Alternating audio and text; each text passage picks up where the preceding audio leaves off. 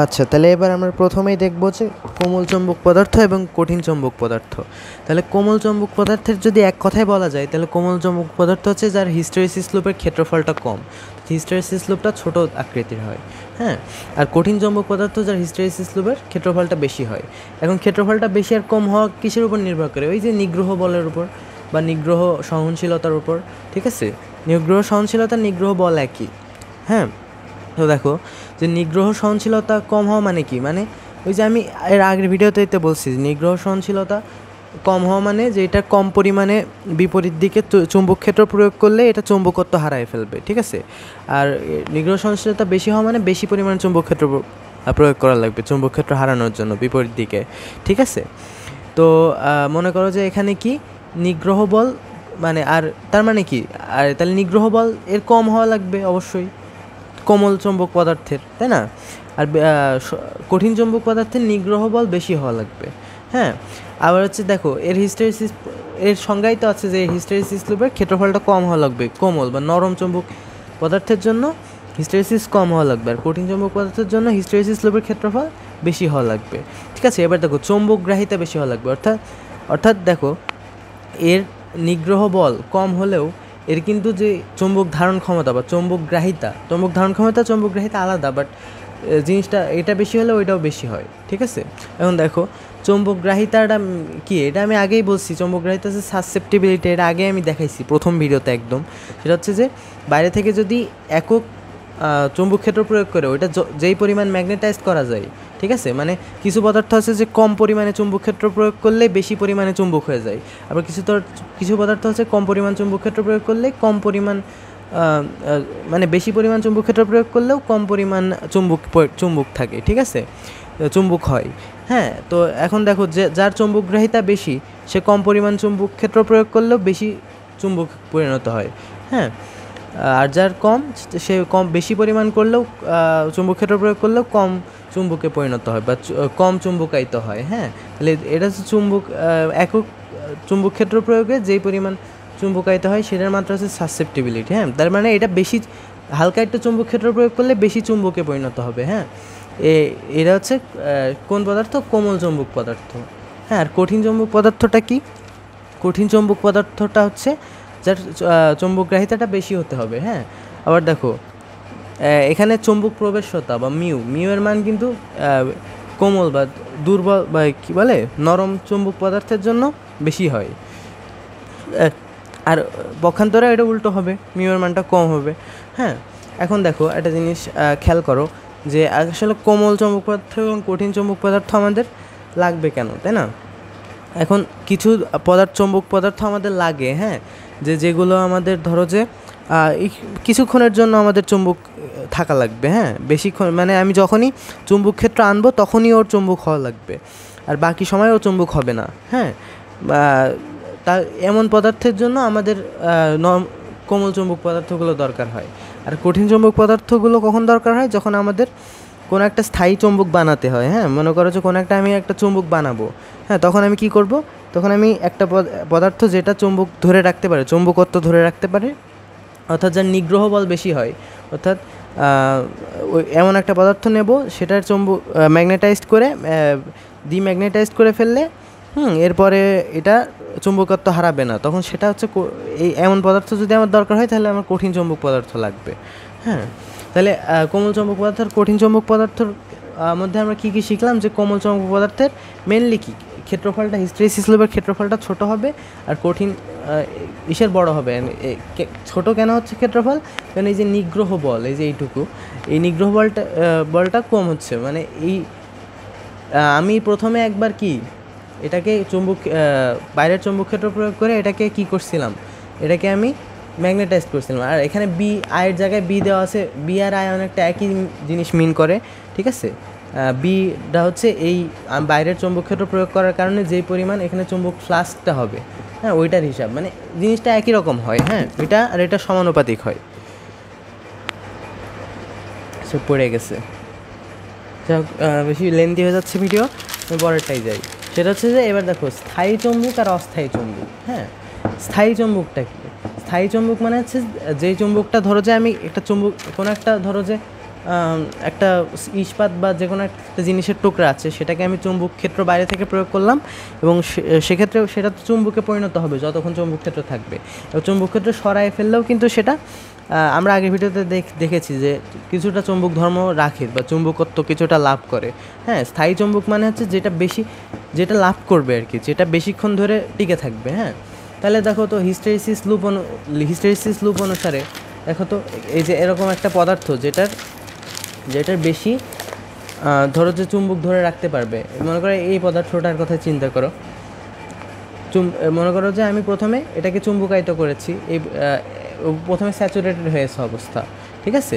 তাহলে দেখো একটা জিনিসের স্থায়ী চুম্বক, অনেকক্ষণ ধরে সারা জীবন ধরে আমি একটা জিনিসের চুম্বক থাকা লাগবে, তাহলে ওই জিনিসটার আমার এমন হওয়া লাগবে যে আমি ধরো যে ওইটাকে যদি আমি কিছু পরিমাণে চুম্বক ক্ষেত্র দিই, তাতেই ওর কিন্তু এই অনেক চুম্বক ক্ষেত্র প্রয়োগ করলাম, তাতে ওর এই ও অনেক বেশি চুম্বকে পরিণত হলো। তাহলে ওর প্রথমত কি বেশি হওয়া লাগবে, ওর এই যে সম্পৃক্ততা বা চুম্বক, ধরো যে কোনো একটা পদার্থ খুব কম পরিমাণে ম্যাগনেটাইজড হতে পারে, বা ধরো যে অনেক অল্প চুম্বক হতে পারে। হ্যাঁ, ওইটা সারা জীবন চুম্বক থেকে তো আমার কোনো লাভ নেই, তাই না? তাহলে ওইটা তো আমি বেশি শক্তিশালী চুম্বক বানাতে পারবো না, তাই না? তাহলে এমন একটা পদার্থ নিতে হবে যেটা অনেক বেশি ম্যাগনেটাইজড হয়, তার যে স্যাচুরেশন পয়েন্ট, এই পয়েন্ট, মানে অনেক বেশি পরিমাণে ওর চুম্বক ফ্লাস্ক অর্জন করতে পারে বা অনেক বেশি পরিমাণে চুম্বকায়িত হতে পারে। হ্যাঁ, তাহলে ওর প্রথমত কি, যে সম্পৃক্ততা বেশি হওয়া লাগবে, চুম্বকের যে সম্পৃক্ততা ওইটা বেশি হওয়া লাগবে।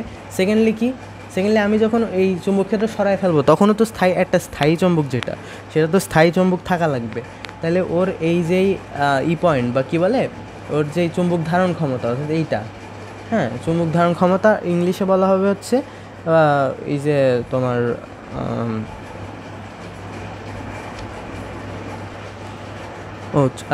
চুম্বক ধারণ ক্ষমতা, অর্থাৎ রিটেন্টিভিটি বেশি হওয়া লাগবে, ঠিক আছে। তাহলে দেখো যে স্থায়ী চুম্বক হতে হলে এর চুম্বক ধারণ ক্ষমতা বা রিটেন্টিভিটি বেশি হতে হবে, ঠিক আছে। আবার ঠিক নিগ্রহ সহনশীলতাও বেশি হতে হবে। নিগ্রহ সহনশীলতা কি, যে কোনো একটা জিনিস ধরো চুম্বক হয়ে আছে, এবার আমি বিপরীত দিকে ওকে একটা চুম্বক ক্ষেত্র প্রয়োগ করলাম, বিপরীত দিকে যত বড় চুম্বক ক্ষেত্র প্রয়োগ করে আমি ওইটাকে জিরো চুম্বকে পরিণত করব, সেটার নিগ্রহ সহনশীলতা তত বেশি হবে। অর্থাৎ বেশি পরিমাণে বিপরীত চুম্বক ক্ষেত্র প্রয়োগ করে যদি আমি কোনো একটা জিনিসকে বিচুম্বকায়িত করি, তাহলে ওর নিগ্রহ সহনশীলতা অনেক বেশি, আর যার কম পরিমাণে করা লাগে সে কম। তাহলে স্থায়ী চুম্বকের তো চুম্বক অনেকক্ষণ ধরে থাকা লাগবে, তাই না? তাহলে আমার বিপরীত দিকে অনেক বেশি পরিমাণে চুম্বক ক্ষেত্র প্রয়োগ করার পরেও যে বিচুম্বকায়িত হবে, কিন্তু তার আগেও বিচুম্বকায়িত হবে না।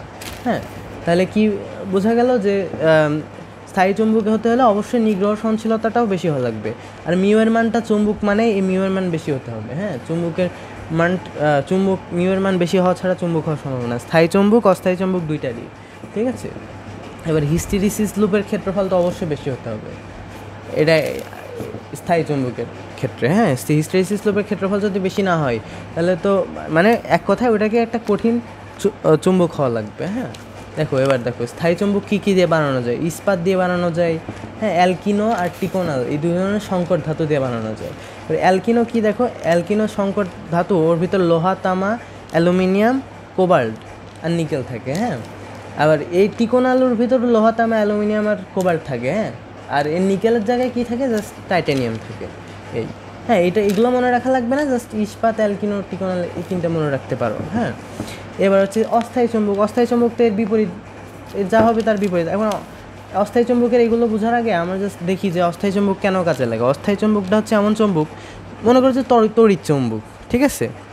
আমাদের যতক্ষণ পর্যন্ত চুম্বক ক্ষেত্র থাকবে, অর্থাৎ আমরা যেই ওই যে লোহার চারপাশে তার পেঁচিয়ে আমরা যখন একটা তড়িৎ চুম্বক তৈরি করি, তখন কিন্তু দেখবা যে ওই তড়িৎ চুম্বকটা যতক্ষণ কারেন্ট থাকে ততক্ষণও চুম্বক থাকে, যতক্ষণ কারেন্ট অফ করে দেওয়া হয় চুম্বক কত হারায়, ঠিক আছে। তার মানে কি, আমার ওর একটা যখন কারেন্ট চলবে তখন ওর একটা চুম্বক কত থাকবে, ঠিক আছে।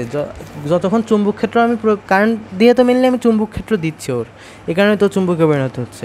তাহলে যতক্ষণ আমার চুম্বক ক্ষেত্র থাকবে ততক্ষণও চুম্বক থাকবে, আর চুম্বক ক্ষেত্র হারাই গেলে ও চুম্বকত্ব হারাবে। এটা হচ্ছে অস্থায়ী চুম্বক। হ্যাঁ, মানে অর্থাৎ ওর চুম্বকত্ব হারাই যাবে।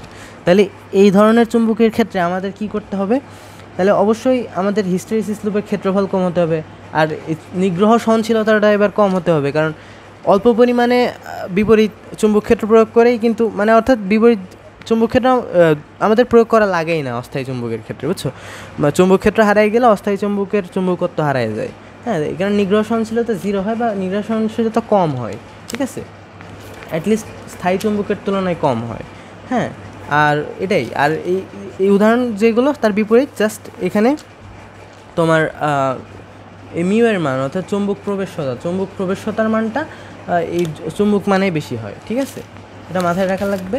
এবার দেখো এই স্থায়ী চুম্বক আর অস্থায়ী চুম্বকের ব্যবহার। এখন দেখো, মনে করো যে তোমার কাছে একটা ওই যে 9-10-এর ট্রান্সফরমার পড়েনি, ট্রান্সফরমারে কী থাকে, এরকম একটা কোড থাকে, এরকম থাকে। হ্যাঁ, তো ওর চারপাশে এরকম তার পেঁচানো থাকে, এই পাশেও তার পেঁচানো থাকে। হ্যাঁ, এখন কথা হচ্ছে যে এই তারের ভিতর দিয়ে যখন বিদ্যুৎ যায়, হ্যাঁ, তখন কিন্তু এই তারের এই যে ট্রান্সফরমারের যে কোর, হ্যাঁ, এটার কিন্তু তোমার চুম্বকে পরিণত হয়। হ্যাঁ, এখন ধরো যে বিদ্যুৎ ক্ষেত্র চলে গেছে বা বিদ্যুৎ এখানে আর পাস হচ্ছে না, ধরো যে হঠাৎ করে কারেন্ট চলে গেছে। হ্যাঁ, এমন সময় যদি ওইটা স্টিল চুম্বক থেকে যায়, অর্থাৎ ওইটা যে স্থায়ী চুম্বকের মতো আচরণ করে, তাহলে প্রবলেম হবে না। এবার ধরো কারেন্ট বিপরীত দিক থেকে, যেটা বলতেছিলাম, ধরো এবার কারেন্ট বিপরীত দিক থেকে ফ্লো হওয়া শুরু হলো, ঠিক আছে, তাহলে এবার বিপরীত দিকে একটা চুম্বক ক্ষেত্র, এই চুম্বকটা তো বিপরীত দিকে হওয়া শুরু করবে, তখন আগের চুম্বক ঝামেলা করবে, মানে এখানে একটা ঝামেলাকর পরিস্থিতি তৈরি হবে। তাহলে আমার ট্রান্সফরমারে এমন একটা চুম্বক ইউজ করতে হবে যেখানে আমাদের কারেন্ট যখন ফ্লো হয় তখনই কেবল চুম্বক পরিণত হবে, কারেন্ট যেই চলে যাবে সেই চুম্বক হারিয়ে যাবে। এমন চুম্বক তো আমাদের কী চুম্বক, অস্থায়ী চুম্বক, অর্থাৎ যেটা তড়িৎ চুম্বকের মতো, তাই না? তাহলে ট্রান্সফরমারের করে আমরা অবশ্যই অস্থায়ী চুম্বক ইউজ করি, ঠিক আছে। ক্রেন যখন ক্রেন, ধরো যে একটা ক্রেন কি মালামাল ওঠানোর জন্য, ওই যে কার্টুনে দেখো না যে একটা জিনিসকে ধরো যে ওই যে উপর থেকে চুম্বক দিয়ে তোলে, ঠিক আছে, আবার খিট করে ছেড়ে দেয়, নিচে পড়ে যায়, ঠিক আছে। তাহলে ক্রেনের তো অস্থায়ী চুম্বক হওয়া লাগবে, ঠিক আছে। যখন তোমার ইচ্ছা ওটা তুমি কারেন্ট দিয়ে চুম্বক বানাবা, আবার কারেন্ট ছেড়ে দিলে ও চুম্বক করতে হারাবে, তাহলে ক্রেনও অস্থায়ী চুম্বক হওয়া লাগবে, ঠিক আছে। আর টেলিফোনেও কিন্তু অস্থায়ী চুম্বক ইউজ করা হয়, হ্যাঁ, কারণ কথা বলা থামানোর জন্য। কিন্তু দেখো জেনারেটর, বৈদ্যুতিক মোটর, হ্যাঁ, জেনারেটরে তো বিদ্যুৎ, তোমার জেনারেটরে তো ওই যে চুম্বক ঘোরায় কারেন্ট তৈরি করে, তাহলে চুম্বকই যদি হারাই যায় তাহলে সমস্যা না। তাহলে জেনারেটরের যে মেন চুম্বক এটা কিন্তু স্থায়ী চুম্বক হওয়া লাগে।